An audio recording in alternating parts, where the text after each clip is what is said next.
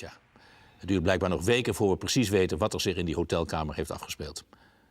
Bij het zoeken naar gasten voor dit programma, die je niet elke dag hier op televisie ziet, stuit je een enkele keer wel eens op iemand die werk maakt waarvan je even heel blij wordt. Dat wil zeggen, als het je smaak is natuurlijk.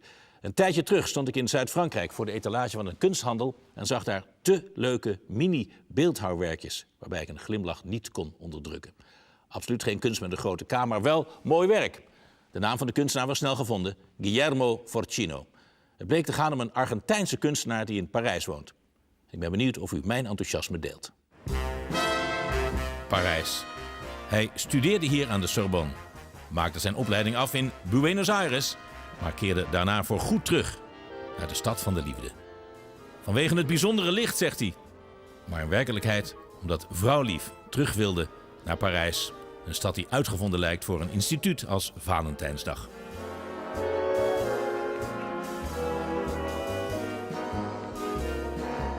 Guillermo Forcino. Wat hij maakt wordt als bijzonder ervaren, maar rijk is hij er nog niet van geworden. Hier woont hij samen met vrouw en 2 zonen in een piepklein huisje. Deze zoon van Italiaanse ouders, tegenwoordig in het bezit van een Argentijns en een Frans paspoort. Want de woning van de Forcino's is nauwelijks groter dan de paar vierkante meter die hij tijdens zijn studie hier tot zijn beschikking had. Maar zijn grote rijkdom zit verstopt achter het keukentje. Vandaar geeft een ijzeren deur toegang tot een giga-atelier. Ah, monsieur Forcino. Bonjour. Un Argentin avec Oui. 2 nationalités à Paris, c'est étrange, hè? Eh ben oui, mais c'est comme ça. Guillermo Forcino. Wie zijn werk ziet, begrijpt dat hij van jongs af aan een voorkeur moet hebben gehad voor figuren uit stripverhalen.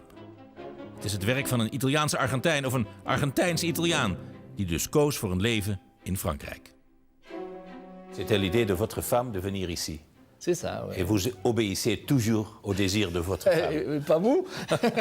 On n'a pas le choix, hè? On n'a pas les choix. Elk beeldje, u zult het zien, is tot in het kleinste detail uitgewerkt.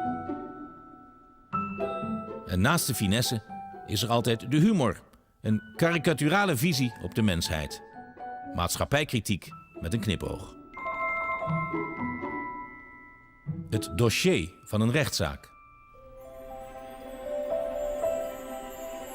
Een zeer talentvolle golfer met oog voor de bal.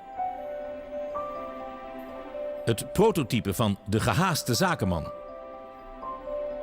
En een man en een vrouw die zo'n enorme zin hebben om samen lekker erop uit te trekken.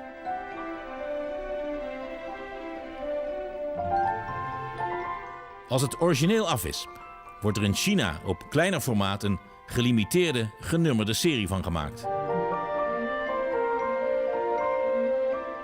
Mijn eerste kennismaking met het werk van Forcino was dus louter toeval.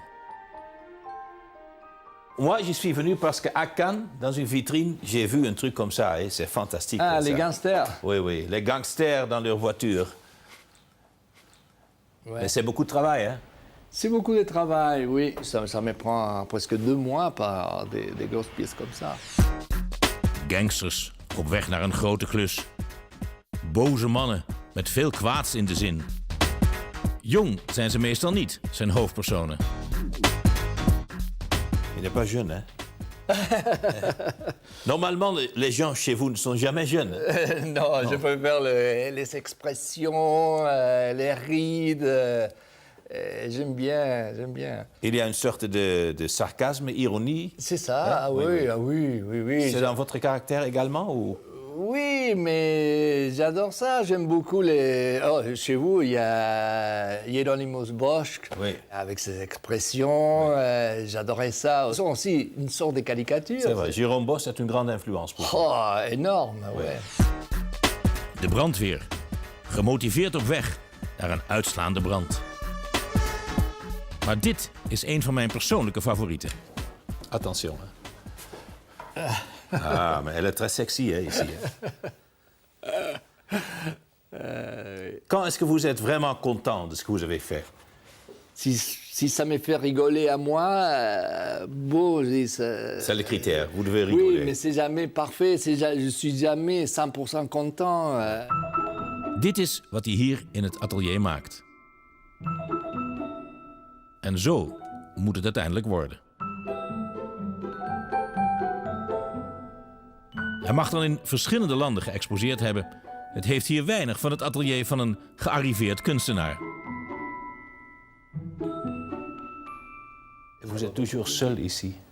Ouais.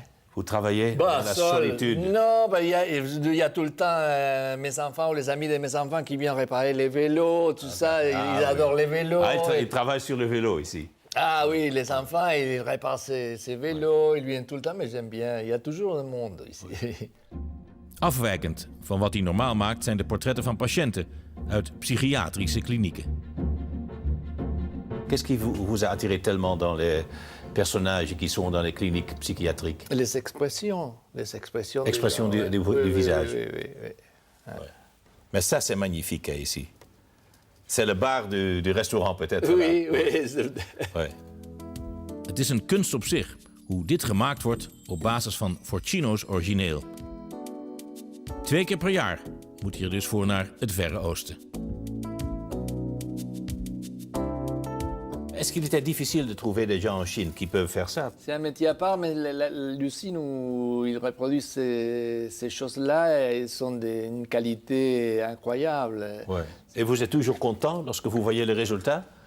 Oui, bien sûr. Ou est-ce que vous appelez la Chine? Allô? Ah, y a ça va pas comme ça? J'y vais tout le temps. Il faut que j'y vais 2 fois par an en Chine pour contrôler. Mais... Le grand chef contrôle. Non, Le petit chef. petit chef, oui, surtout. Love. Elk beeld, elk werkstuk vertelt een verhaal. Hier bijvoorbeeld van een huwelijk dat zijn beste tijd gehad heeft. It's the April rose. Les gens dans la liste, c'est terminé. Hein? Oui, ça c'est terminé, oui. Oui. Mais une fois de plus, ce qui est remarquable, c'est qu'ils n'ont pas de contact entre eux. Hein? Et... Il lit le journal. Mais depuis 20 ans de mariage... Oui. donc, Je vois dans son visage qu'il pense oui, je suis marié avec elle. Mais bon, mais elle est toujours amoureuse. Hein. Oui? Oui. Maar il préfère le journal à sa femme, hein, peut-être.